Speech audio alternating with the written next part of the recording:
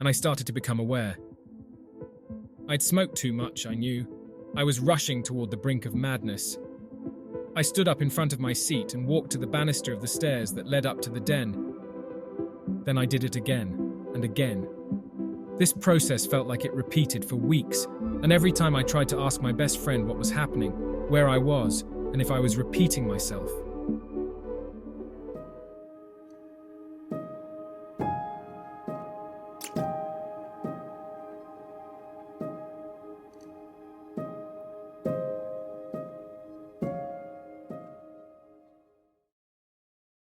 For the sake of cataloguing my trip into the mouth of the spirit molecule, I will rigorously fight my urge to wax poetic. After failing to break through the chrysalis, after ingesting 40 to 50 milligrams at 9:30 p.m., and subsequently the rest of my band of psychonauts failing in a similar fashion, we waited our suggested hour. Once the timer had read that, my first attempt had occurred exactly 1 hour beforehand. I loaded up 100 milligrams of DMT into an Eclipse portable vaporizer. The vial that held the product was already nearly 1/5 of the way full with the leavings of our previous attempts. In preparation, I opened a bottle of water and set it on the coffee table in front of me. I covered my legs in a fleece blanket and rested my elbows deep in pillows on either side of me. I was repeating things to myself over and over again, assuring myself it was going to be okay, just a hallucination. I would come out of it healthy.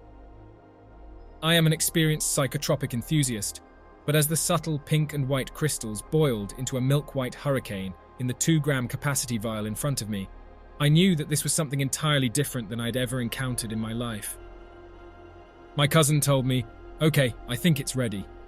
I leaned forward, inhaled what I would later be told was roughly 75% of the dose in a single crushing breath, and blew it out after holding it for roughly 45 seconds. My cousin offered me the pipe after I exhaled, all of us under the assumption that 3 hits were the magic number. I stuck my hand out to him and rather forcefully exclaimed, "I don't want it." I looked at my friends around me, and as reality melted away into giant gelatinous puzzle pieces, I asked everyone in the room desperately to get away from me, please. These were the last shreds of reality I was able to grasp before the DMT took hold of me. First, let me warn you that, at least for myself and my group of travelers that preceded me into oblivion, the DMT does not come on, as some on the internet suggest, at least for me. The DMT came on in a flash. There was no build-up, no crescendo. I went from 0 to light speed in a nanosecond. I was being video recorded and tape recorded, and even now I remember practically everything from the trip because it felt so real. So, now that I've completely deviated from my course, onto the meat of the experience, let me continue. I exhaled the smoke, which is not nearly as grotesque as it was made out to be yet again on the internet, and the room turned into thick yellow plastic puzzle pieces. Everyone around me was inside of them, in a form of ugly stasis, and while my mind tried to make sense of what I was seeing, a giant Day of the Dead stylized mask was in front of me, blowing coloured sand in my face. My consciousness flitted out of the frontal lobe of my brain and cowered in fear before me. The mask emanated doom, and suddenly what appeared to be inverted fleur-de-lis materialized on both sides of the skull mask. I was moving at light speed through rows and rows and rows of these fleur-de-lis, the mask blowing more and more dust into my soul until I reached the doorstep of the universe. I will inject a post-trip thought here. Thus far into the experience, for what seemed to be days of irreconcilable chaos time, I was fucking terrified. The feelings of titanic doom gave way to feelings of complete awe and wonder in time. But for this stage, I was scared in a way that I had not been since I was a child. I honestly felt like I was dying, and in retrospect believe I asked for everyone to leave the room because I did not want everyone in the room to see me go limp and pass. As the fleur-de-lis and the skull face dragged me to the doorstep of the beyond, I had a singular coherent thought. You broke yourself. As soon as I said or thought that, I was floating in space, belly up. I could sense that the earth was underneath me and that I was no longer in my body. As I lay there in an orgasmic sense of awareness, accompanied by a biological drum dirge, a pulsing rhythm that I could feel entering my body through my eyes, ears, and genitals, 3 symmetrically arranged woman goddesses, I can only describe them as such because I felt that they were monstrous in size and ineffable in the way that they moved, adorned with spacesuit material silver nurse outfits and silver versions of the Day of the Dead masks, and hovered over me. The masks were moving as they spoke. "Dennis, it's okay, we love you. You're going to be fine. Keep your eyes closed." My consciousness was exploding. The colours were there, these things were there, and drug or no drug, my consciousness had absconded to a realm that exists either in my mind or in another dimension. My eyes began to flutter open because I could not compute the intensity of what I was seeing. Later, my companions and the video log would reveal to me that I became almost sickly pale, and my eyes fluttered as if I was in a full theta wave dream state, leading the more inexperienced to become anxious that I was having a seizure. The beings begged me to keep my eyes closed, and as the face of the middle goddess came nose to nose with me, she hugged me. I felt it, not in a sexual way at all, but in the most loving, motherly way imaginable. I could no longer take it. I opened my eyes.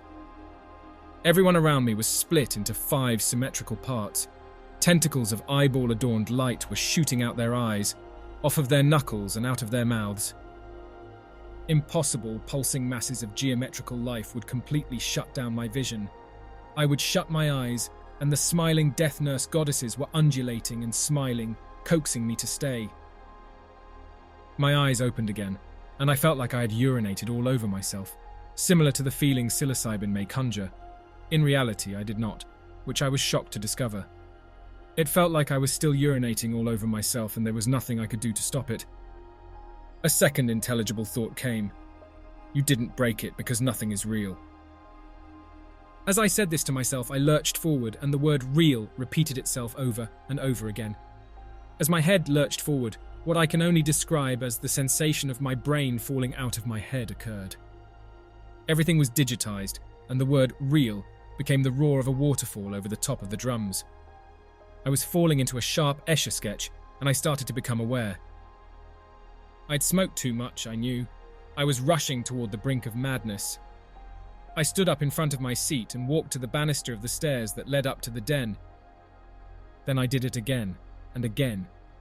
This process felt like it repeated for weeks, and every time I tried to ask my best friend what was happening, where I was, and if I was repeating myself.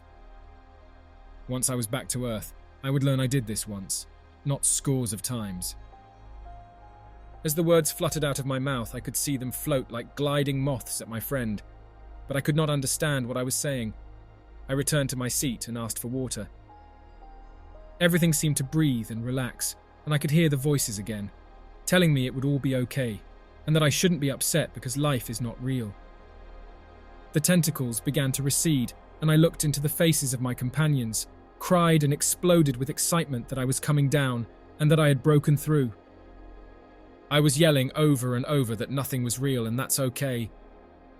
Waves of love rippled underneath my skin as I thought of my wife and son. My pupils had completely consumed the iris of my eyes, and I felt an intense feeling of ecstatic existentialism. A psilocybin wave of euphoria shrouded me, and I told my friends we could break through because I did it, and I remembered it all.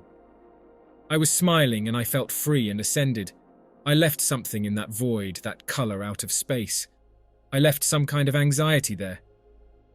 Perhaps it was the scope of what I'd experienced, or the sense that the wall between my sleeping and waking mind was demolished, and they had finally intertwined. Whatever it was the most enigmatic experience thus far in my 28 years on this planet. I will do it again, but not for some time. I have spent a decade wanting to try DMT. If this is your first time and you prepare a high dose for yourself as I did, nothing you can read, hear, or research in any capacity is going to prepare you for what you are going to be held witness to. I was dead, jettisoned into the universe, and came back a new man. I was terrified, entranced, exhilarated, horrified, mystified, and torn down and rebuilt.